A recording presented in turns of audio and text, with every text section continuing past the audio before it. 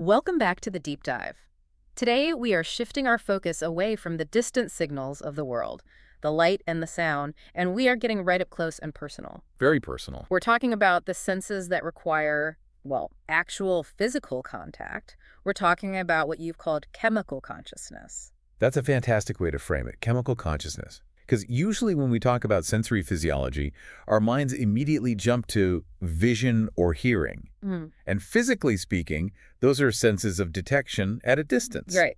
You're detecting waves, photons, or air compression waves that are bouncing off objects and traveling to you. You don't have to touch a sunset to see it. You don't have to, touch a violin to hear it. Exactly. But smell and taste, olfaction and gustation, they're fundamentally different. They're contact sports, physiologically speaking. For you to smell a cup of coffee or taste a strawberry, actual physical matter molecules from that object must enter your body. They have to physically be there. They have to enter, dissolve in your biological fluids, and bind directly to your cells. There's no distance. Which is, I guess, quite poetic when it's coffee and maybe a little horrifying when you're walking past a dumpster on a hot day. It is what it is. You're literally inhaling parts of the world. And because of that direct physical connection, these are arguably our most ancient and primal systems. Primal how? They're the systems that evolved first to answer the two most important questions in all of biology. Can I eat this? And will this eat me? Or, is this food? And is this poison? So today, we are going to explore the machinery that makes that distinction possible. We're breaking down the physiology of smell and taste. And to do that, we're relying on our standard physiology stack. We have Guénon's review of medical physiology and Geitenhall's textbook of medical physiology. The two pillars. The gold standards. Yeah. And it's worth noting the division of labor here for you listening. We're going to be leaning pretty heavily on Guénon for the molecular detail, the receptors, the genetic libraries, the signal transduction cascades. Guénon is just brilliant at this cellular mechanics. Guyton gives us that beautiful systems view. We'll look to Guyton for the broader principles, things like adaptation, intensity coding, and how these signals integrate into the brain to actually drive behavior. And as always, our goal here is synthesis. We want to build a conceptual map so that when you go back and read these chapters, and you really should read the chapters, the diagrams make sense. This is the scaffolding. We are the tour guides, not the textbook. Reading the source material is still essential. Precisely. So let's start with the hardware. Let's start with olfaction. And I want to zoom in on the specific patch of real estate where this magic happens, the olfactory epithelium. This is the interface. This is where the outside world meets the nervous system. If you go up the nasal cavity, past the turbinates, those bony ridges that spin the air to warm and humidify it, you hit the roof of the nasal cavity. Right at the very top. Right at the top. And right there, sitting against the piece of bone called the cribriform plate of the ethmoid bone, is the olfactory epithelium. How big of an area are we talking about? Is it massive? In humans, it's actually quite small. About 10 square centimeters total, so 5 on each side, split between the two nostrils.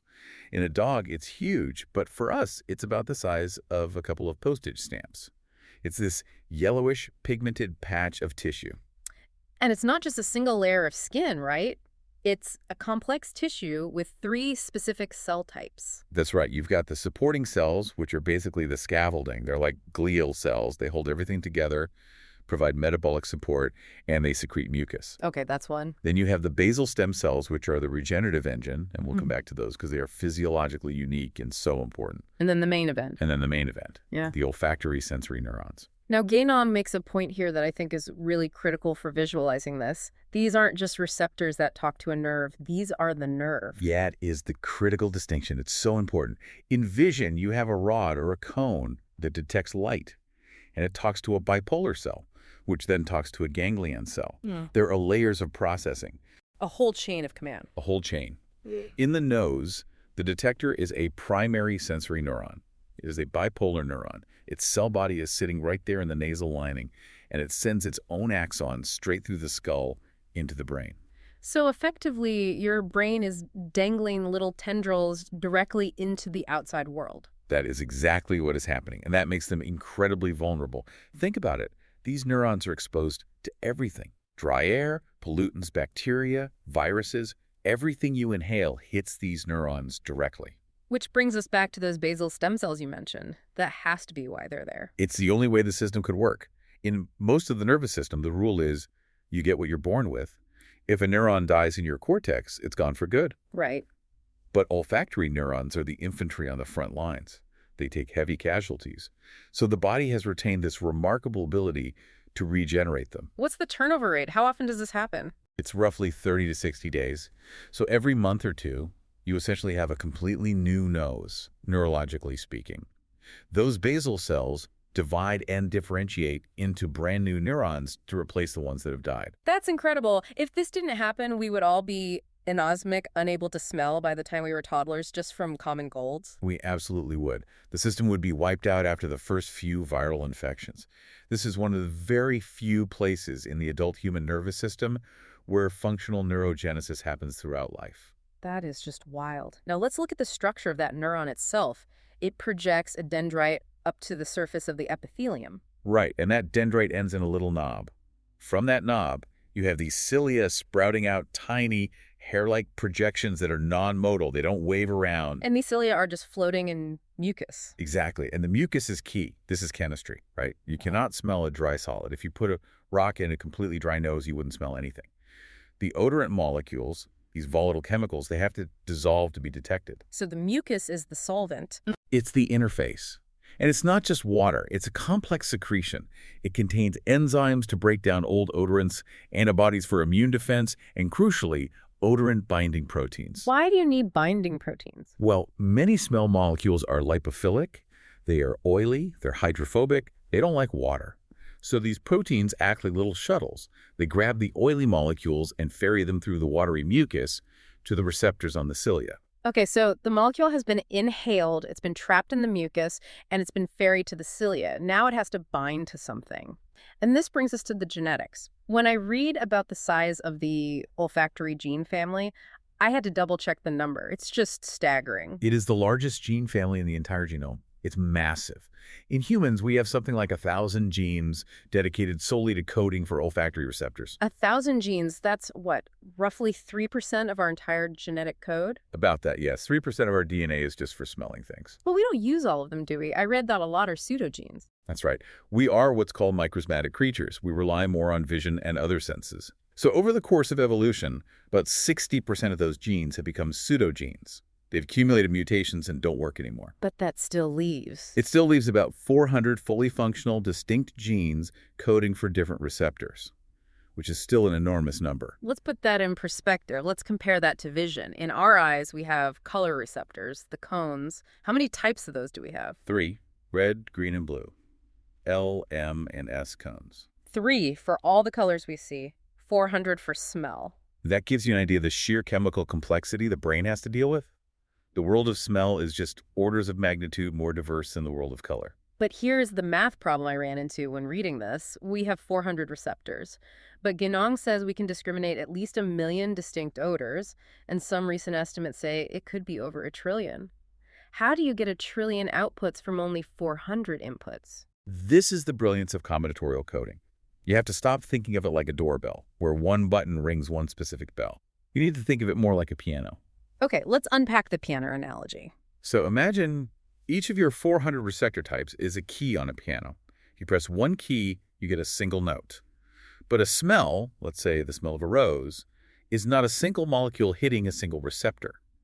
It is a complex mixture of many different volatile molecules. Right. And even a single one of those molecules can bind to multiple different receptors, but with different strengths, with different affinities. So it strikes a chord. Exactly.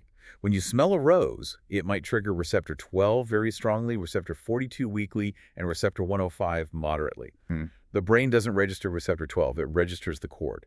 It recognizes the specific pattern of activation across the whole keyboard. And if you change the smell slightly, say, the rose is starting to wilt, the chemical signature changes. Maybe receptor 12 stops firing and receptor 13 starts. The chord shifts from a major to a minor key. Precisely. And by combining 400 keys in different patterns and with different intensities, you can create a virtually infinite library of songs. That is how we smell the world. There's a really strict rule that makes this whole system work, though. The 1 neuron, 1 receptor rule. Yes. This is absolutely crucial for the wiring to make sense. Each individual olfactory sensory neuron makes a choice. It chooses one and only one of those 400 genes to express. Neuron A only has receptor type A on its cilia. Neuron B only has type B. It never, ever mixes them. So the neuron itself is a specialist, a dedicated specialist. It is. This ensures that the signal coming from that neuron is unambiguous. It means receptor type A has been stimulated, and that's critical for the next stage of processing in the brain. Okay, let's zoom in even further. Let's get down to the membrane. We are on the surface of the cilia. An odorant molecule has drifted by and locked into a receptor. What happens next? This is the signal transduction pathway, and I know Genong loves a good G-protein cascade. This is classic physiology, but with a fascinating twist at the end that is pretty unique to olfaction. These odorant receptors are all G-protein-coupled receptors, or GPCRs. They weave through the cell membrane 7 times. The classic 7-transmembrane domain structure. Exactly. So the molecule binds, the receptor changes shape. Then what? The G-protein gets the message. Right. Inside the cell, attached to the receptor, is a G-protein. It's a specific type called G-ULF for olfaction. When the receptor activates, the alpha subunit of the G-protein breaks away. It travels along the inner surface of the membrane and bumps into an enzyme. And that enzyme is adenylyl cyclase. You got it. Adenylyl cyclase's job is to take ATP, the cell's energy currency, and convert it into cyclic AMP, or CAM. This is our second messenger. So the odorant is the first messenger outside the cell. CMP is the second messenger inside. Precisely. And the cell starts filling up with CAMP. This is signal amplification. One receptor can activate many G proteins, which can each activate an adenylyl cyclase, creating thousands of CAMP molecules. And usually CMP goes and opens an ion channel. Exactly. It binds to a specific type of channel, a cyclic nucleotide-gated cation channel. This channel opens up and lets positive ions, mainly sodium, Neg+, and a bit of calcium, Ca2+, rush into the cell. And positive charge coming in means depolarization. The inside of the cell becomes less negative. That's the start of the electrical signal. Correct. But here is the amazing twist. If you just relied on that sodium and calcium influx, the signal would be, well, pretty weak. The olfactory neuron needs to really amplify this signal to make sure the brain hears it loud and clear, and it uses chloride to do it. Now, wait a minute. In every other physiology discussion we've had, chloride, Cl, is an inhibitor. It's a negative ion, and it usually rushes into neurons to hyperpolarize them, to shut them down. That is true for almost every neuron in the central nervous system. But olfactory neurons are different. They are the exception that proves the rule. They actively pump chloride into the cell using a transporter and keep it there. They maintain a very high internal concentration of chloride. So the electrochemical gradient is completely reversed. Exactly. So remember that bit of calcium that rushed in a moment ago? Yes. That calcium binds to a separate channel, the calcium-activated chloride channel, sometimes called ANO2. It opens the door, and because the cell is packed with negative chloride ions, what do? They rush out, down their concentration gradient. They rush out. And since chloride is a negative charge, losing negative charge is electrically the same as gaining positive charge. It adds to the depolarization. massively. It's estimated that this chloride current is responsible for more than half of the total depolarization. It's a biological amplifier. It ensures that even a tiny, weak interaction at a single receptor gets turned into a robust electrical spike that can travel all the way to the brain. That is incredibly cool. It's like a turbocharger for the neuron. It is. Yeah. And all of that depolarization together creates the receptor potential. If it's strong enough to reach the threshold at the axon hillock, it triggers an action potential that races down the axon toward the brain. I want to briefly touch on intensity here because Guyton mentions it. We are very, very sensitive to the presence of smells, right? Extremely sensitive. Yeah. We can detect some substances, like the methyl mercaptan they put in natural gas as a safety measure, at concentrations of billionths of a gram per liter of air. It's phenomenal. But we are surprisingly bad at telling how strong it is. We are. The relationship between concentration and perceived intensity is logarithmic. To consciously notice that a smell has gotten stronger, the concentration has to increase by about 30%. Wow. Compared to vision. In vision, you can notice a 1% change in brightness. So we're much less precise with smell intensity. So we are built to detect what is there, not necessarily to measure exactly how much is there. Exactly. It's a qualitative sense, not a quantitative meter. The priority is identification. Okay, the signal is on the move. We've generated an action potential. It's traveling up the olfactory nerve, which is cranial-nervule, and now we have to get into the skull. And this, as you mentioned, is a danger zone. The cribriform plate. Describe the structure for us. It's a part of the ethmoid bone at the base of the skull. And it's not a solid sheet of bone. It's like a sieve.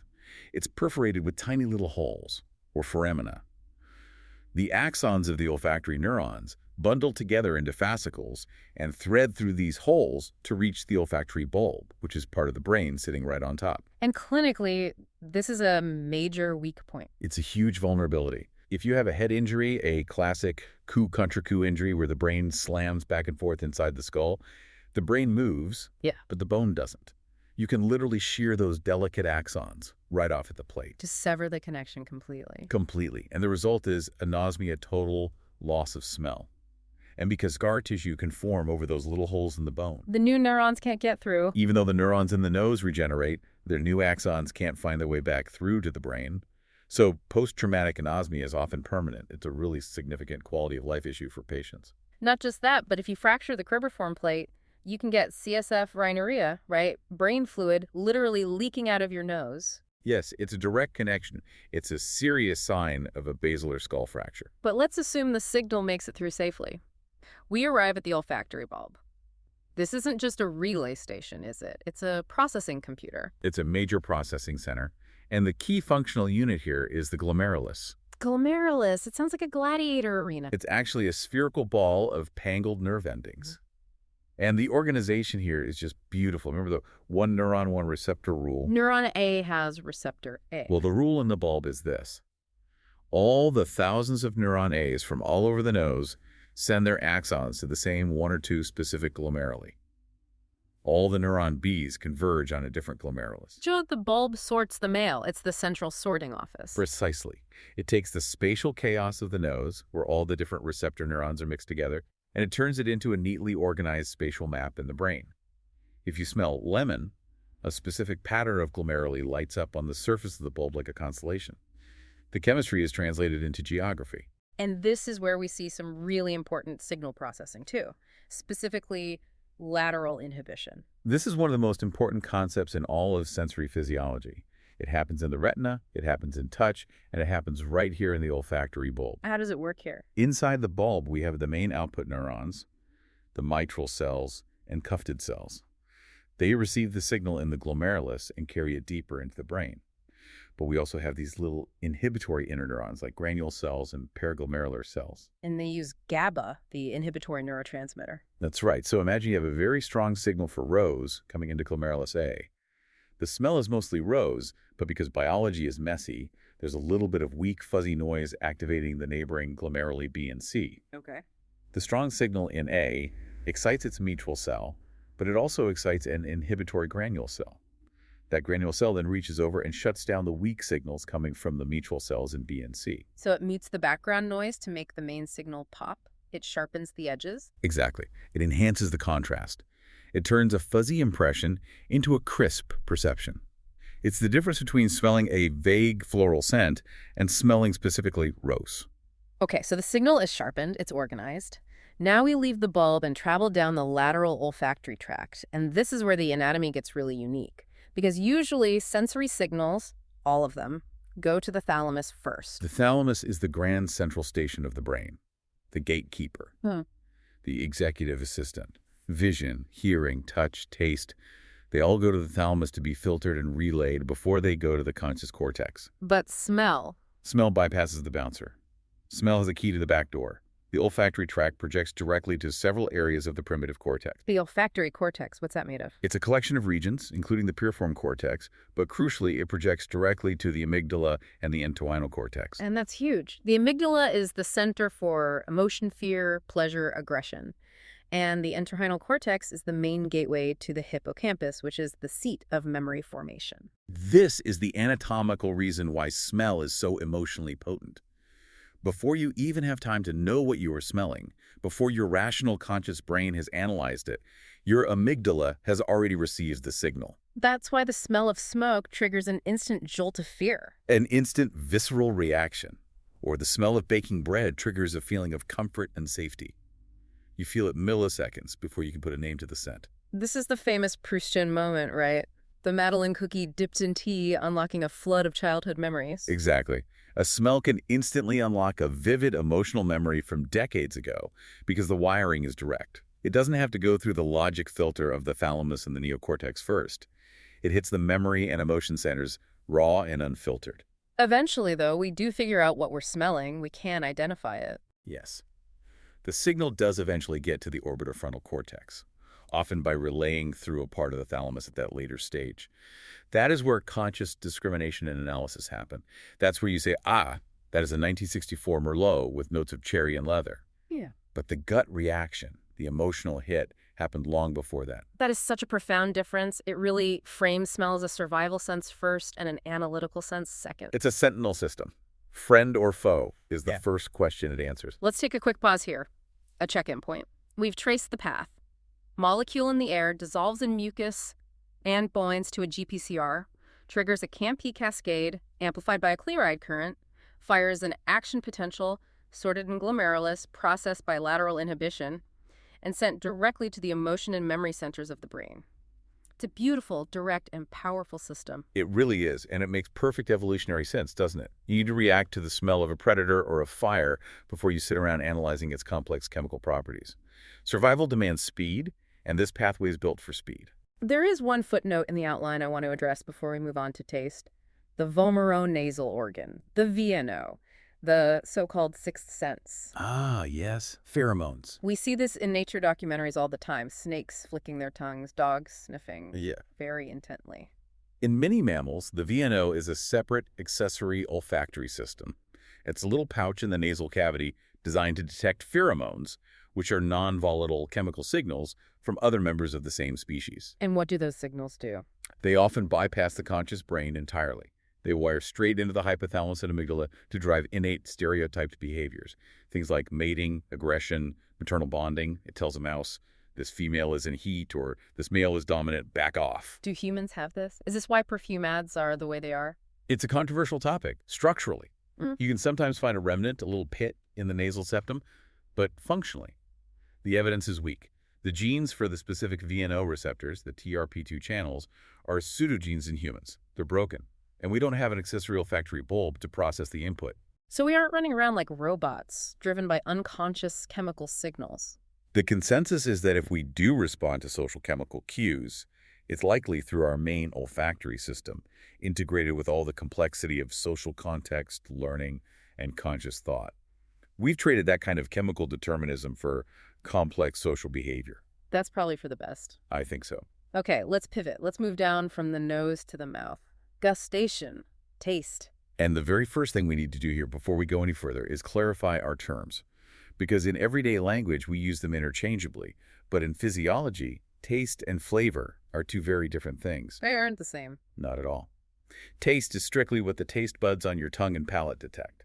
Flavor is a multisensory construct of the brain. It is the combination of taste plus smell plus texture plus temperature. Ah, this is the classic hold your nose experiment. Exactly. If you pinch your nose shut, which blocks the airflow from the back of your throat up into your nasal cavity, and you chew on a jelly bean, what do you taste? You taste sweet and maybe a little sour. Right. But you won't know if it's cherry or lime or pineapple. You lose the character of it. Because the cherry part is actually a smell, not a taste. It's retronasal olfaction. As you chew, you release volatile molecules in your mouth. They don't go out your nose. They travel up the back of your throat, the pharynx, and enter the nasal cavity from the rear. They stimulate those same olfactory receptors we just spent 20 minutes talking about. And your brain, because the sensation is happening while you're eating, tricks you into thinking that cherry sensation is coming from your tongue. It integrates them into a single perception we call flavor. This is why when patients say, "Doctor, can't taste anything since I had that cold," what they usually mean is, "I can't smell anything." So true adjusia, the complete loss of taste, is actually quite rare. It's very rare. Usually it's an olfactory problem that's affecting their perception of flavor. Let's look at the hardware for true taste. We stick out our tongue, we see all those little bumps. Are those the taste buds? That's a common misconception. No. Those bumps you can see are the papillae. Think of the papillae as the mountains. The taste buds are microscopic structures buried in the valleys, in the walls and crevices of the papillae. And we have different kinds of papillae, right? Yes, there are the fungiform papillae, which look like little mushrooms, mostly on the front of the tongue, the large circumvallate papillae at the very back, and the foliate papillae on the sides. They all house taste buds. So what does a taste bud actually look like? Imagine a tiny garlic bulb or an orange. It's a cluster of about 50 to 100 cells arranged like the cloves of the garlic, with a tiny opening at the top called the taste pore. Saliva from the mouth enters the pore and bathes the tips of these cells, where the receptors are. And unlike the olfactory neurons, these are not neurons. Another critical distinction. Taste receptor cells are modified epithelial cells. They are skin cells that have learned to communicate. When they get excited by a chemical, they release neurotransmitters onto a primary sensory nerve fiber that wraps around them. But the cell itself is not the nerve. And they have a high turnover rate too, like the olfactory neurons. Very high, about 10 days, which is fortunate because we are constantly burning our tongues on hot coffee or pizza. If they didn't regenerate from surrounding basal cells, we'd lose our sense of taste very quickly. Okay, let's talk about the modalities, the big five. And I assume before we start that we are officially tossing out the old tongue map. Please, toss it out. Burn it. The idea that you only taste sweet on the tip and bitter on the back is a complete myth. It was based on a mistranslation of a German paper from 1901. So where can we taste things? You can taste all modalities pretty much everywhere on the tongue where there are taste buds. Now, there are some slight regional differences in sensitivity. The back of the tongue is a bit more sensitive to bitter, for example, but all areas can detect all tastes. Okay, map gone. What are the 5 canonical modalities? And more importantly, what's their evolutionary purpose? Why do we have them? Taste is a screening tool. It's a nutritional gatekeeper, deciding what gets into the body. First up, salt. Why do we need to taste salt? Seems obvious. It is, but the reason is homeostasis. We need sodium ions, NAP+, for our nerves and muscles to fire, for our blood pressure to be stable. We can't store it very well, so we have a constant need to seek it out. The salt taste drives us to consume electrolytes. Okay. Second, sweet. Energy. Pure and simple. Sweet signals carbohydrates. Glucose. In the ancestral environment, high-calorie food was rare and precious. The sweet receptor is our way of identifying a dense source of fuel. Third, umami. This is the savory, brothy taste. This modality detects the amino acid glutamate. It signals the presence of protein. Think meat broth, aged cheese, soy sauce. It tells the body, here are the building blocks you need for your muscles and enzymes. So salt, sweet, and umami are the yes signals, the appetitive tastes. Eat this, it's good for you. Exactly. Then we have the no signals, the aversive tastes, starting with sour. Sour is acidity. Right, it takes protons, H+. In nature, high acidity usually means one of two things. Unripe fruit, which isn't ready to eat and may have low nutritional value or spoilage. Bacteria produce acid as a waste product when food goes bad, so sour is a warning. Caution, check this before you swallow. And then the big one, the final, absolute no, bitter. Bitter is the poison detector. It is a dedicated defense system. It detects a huge range of organic compounds, especially alkaloids. In nature, almost all naturally occurring toxins, strychnine, cyanide, nicotine, caffeine in high doses, are intensely bitter. This modality exists purely to trigger rejection, to make you spit things out. Which explains so much about why kids hate vegetables. It really does. Many vegetables like broccoli or Brussels sprouts contain mild, harmless alkaloids. But to a child's highly sensitive palate, they signal poison. They are biologically programmed to reject that taste. It's a protective instinct. Let's get into the transduction. How do we turn these chemicals into electricity? It seems like we have 2 fundamentally different systems here. We do. We have the ion channels and we have the GPCRs.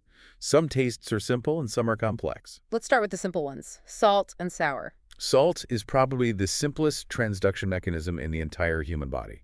The receptor for salt is basically a hole. Just a hole. It's an epithelial sodium channel, or ENACE. It's always open. Since salt is sodium chloride, the sodium ions in your saliva are at a high concentration. The inside of the cell is negative, so the sodium just flows through the open channel straight down its electrochemical gradient. It enters the cell and depolarizes it. Boom. Signal sent. No G proteins, no second messengers, nothing fancy, just direct ion flow. And sour. Sour is also ion-based. Sour is protons, H+. Those protons can also flow through the enantiomer channel or other proton channels. Another key mechanism is that they can bind to and block certain potassium leak channels. And if potassium can't leave the cell, then positive charge builds up inside. Either way, the cell depolarizes. So salt and sour are detecting the ions themselves. They're direct electrical events. Okay, now for the complex ones. Sweet, umami, and bitter. These are complex organic molecules. They can't just flow through a hole. No, they need a specific receptor to bind to. And just like in the nose, they use G-protein coupled receptors, GPCRs. For sweet and umami, we use the T1R family of receptors. They work in pairs as heterodimers. Who pairs with who? Okay, so T1R3 is the common partner. It's promiscuous. If T1R3 pairs up with T1R2, it forms the sweet receptor. It binds sugars, artificial sweeteners, and so on. If T1R3 pairs up with T1R1, it forms the umami receptor, which binds glutamate. So it's a mix and match system. A single subunit can change the entire function. Exactly. And when sugar binds to that sweet T1R2, T1R3 pair, it activates a G protein called gusbusin that triggers a second messenger cascade involving IP3, which causes calcium to be released from internal stores.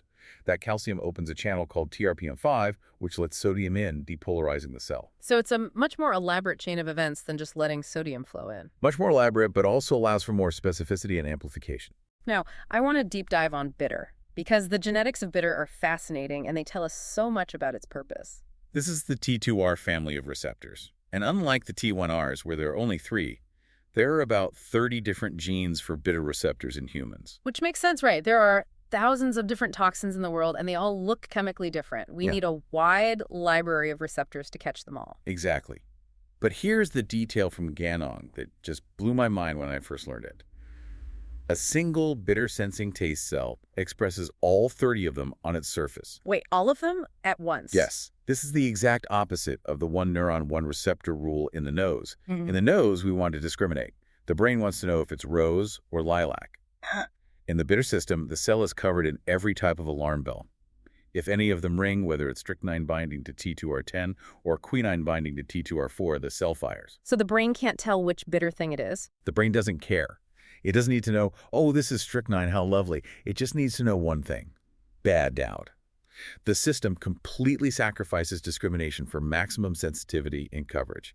It is a binary danger signal. And the thresholds for detection reflect that purpose, too. Absolutely. The threshold for sweet is relatively high. You need a lot of sugar to register it, which makes sense. You're eating it for calories. The threshold for bitter is incredibly low. We can detect minute nanomolar traces of some toxins because with poison, a little bit can kill you. Okay, the cells have fired. They release their neurotransmitters, ATP, in the case of bitter, sweet, and umami cells. Now we need to get that signal to the brain. Which nerves are carrying the mail? It's a team effort divided by the geography of the mouth. The chorda tympani, which is a branch of the facial nerve, cranial nerve, the evan, handles the anterior 2/3 of the tongue. That's the front part that you can stick out. CMT30 for the front. The glossopharyngeal nerve, cranial nerve ollionix, handles the posterior third, the very back of the tongue. And that's not all, is it? No. And this surprises people. The vagus nerve, cranial nerve X, actually innervates taste buds on the very back of the throat, the pharynx, and even the epiglottis. The epiglottis, the little flap that covers your airway, has taste buds. It does. It's a final failsafe. If you somehow manage to swallow something toxic and it gets past your tongue, the epiglottis can taste it and trigger a powerful gag reflex to prevent it from going down the esophagus. It's the last line of defense. That is brilliant. And where do all these different nerves, 7, IX, and X go? They all converge in the brainstem at a single location. Yeah. The nucleus of the tractus solitarius, or NTS, the solitary tract. And what happens there? The NTS is an integration center. It also gets signals from the gut about satiety and nausea. From there, the signal travels up to the thalamus, specifically the VPM nucleus, and finally to the gustatory cortex, which is tucked away in the anterior insula and the frontal operculum. Okay, I have to ask about spicy food. We've listed the 5 tastes: salt, sweet, sour, bitter, umami. Where does spicy fit in? It doesn't. Spiciness is not a taste. But it feels like a flavor. It's a huge part of cuisine. It feels like pain, because biologically that's exactly what it is. Capsaicin, the active chemical in chili peppers, binds to a receptor called the TRPV1 receptor. And what does TRPV1 usually do? What's its day job? It's a thermal pain receptor. It's designed to tell you, this coffee is scalding hot, don't drink it. It opens in response to high temperatures and signals pain. Capsaicin is a chemical that chemically tricks this receptor into opening at normal body temperature. So when I eat a ghost pepper, I am chemically hacking my thermal sensors to make them think my mouth is literally on fire. You are engaging in recreational self-harm via the trigeminal nerve, cranial nerve V, which is the nerve that carries pain, touch, and temperature from the face and mouth. The heat sensation has nothing to do with the gustatory nerves. It is pure somatosensory pain. We are a very strange species. We certainly are. Let's wrap this up with the clinical correlations. What happens when these systems break? We talked about anosmia, the loss of smell. We did. Trauma is a big cause. But recently, of course, viral infection, specifically COVID-19, put anosmia on the map for millions of people. Why do viruses knock out smell so effectively? It can be simple inflammation blocking the airflow. But with SARS-CoV-2, we learned that the virus has a preference for attacking the supporting cells in the epithelium. And when the support system collapses, the neurons can't function properly and can die off. The good news is, because of those basal stem cells, it's often recoverable.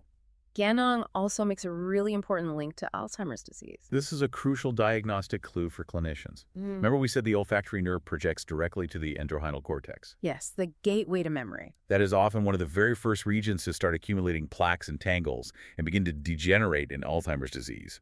So olfactory dysfunction, losing the ability to identify common smells like coffee or peanut butter, is often one of the earliest clinical signs of dementia, sometimes appearing years before significant memory loss becomes obvious. That's a really powerful connection. What about taste disorders? Dysgeusia. Dysgeusia is a distortion of taste. Patients often complain of persistent metallic, salty, or bitter taste. This is a very common side effect of medications, ACE inhibitors for blood pressure, chemotherapy drugs, many antibiotics. The drugs, or their metabolites, can get into the saliva and directly interact with the taste receptors. It can also be a nutrient deficiency. Yes, specifically zinc. There is an enzyme called carbonic anhydrase the 6th, which is secreted in saliva and is thought to be important for maintaining the health and function of taste buds. It is a zinc-dependent enzyme. If you are zinc deficient, the machinery starts to fail and taste gets scrambled. There is also a fascinating link to mental health that I hadn't realized. This surprises a lot of people. The neurotransmitters that regulate our mood, serotonin and norepinephrine, also play a major role in regulating the sensitivity of taste processing in the brainstem and cortex. So if you are depressed, Your taste thresholds can shift. Food might taste bland, which contributes to the loss of appetite, the anhedonia that we see in depression. And conversely, when you treat depression with SSRIs, which alter serotonin levels, patients often report that their sense of taste changes. it really reinforces the idea that taste isn't just happening on the tongue. It's a whole brain, whole body experience. Absolutely. It's deeply integrated with mood, memory, and metabolic state. One last concept from Guyton that we have to cover: adaptation. I walk into a coffee shop, it smells amazing. 2 minutes later, I smell nothing at all. That is phasic adaptation. And smell is one of the most rapidly adapting senses we have. About 50% of that adaptation happens right at the receptor level, within the first 6 pinch up. Second calcium comes in and initiates a feedback loop that makes the receptor less sensitive. The rest happens in the central nervous system. The brain just starts ignoring the constant signal. Why do we want to stop smelling the coffee? It smells good. Because the brain is interested in change. It is interested in news. There is coffee here is news for about 10 seconds. After that, it's just background noise. By muting the constant unchanging background, the system resets itself. That way, if a new smell comes in, like smoke, it pops out dramatically against the silence. It clears the deck for new, more important information. Exactly. Safety first. We have covered a massive amount of ground today. We've gone from the regenerating neurons in the nose to the emotional circuits of the amygdala. We've looked at the simple sodium channels for salt and the complex GPCR libraries for bitter. If you had to synthesize the so what of this entire deep dive, what would it be? For me, the synthesis is this. Smell and taste are our chemical anchors to reality. Smell is a long-range emotional scanner. It connects the present environment to your past history, to your memories. It asks, is this place safe? Is it familiar? Taste is the short-range final gatekeeper. It is a binary system focused on immediate survival, fuel versus poison. It asks, should this enter my body? And together they create the richness of our experience, the flavor of life, so to speak. And I'll leave you and everyone listening with this final thought. We talk about the smell of a rose, but the rose doesn't smell. The rose doesn't have a scent. The rose releases volatile organic molecules, the experience of roseness, the sweetness, the memory of a garden, the emotion that exists entirely inside your head. The physical world is silent and odorless. We create the sensation. Our reality is a chemical translation. That is a thought to chew on. For the students listening, go read Chapter 9 in Ganong. Look at the diagrams of the GPCR cascade, see that chloride efflux, and check Chapter 47 in Guyton for the graphs on receptor potentials and adaptation. It's really worth the effort to see the visuals. Always go to the source. Thanks for listening to The Deep Dive. See you next time.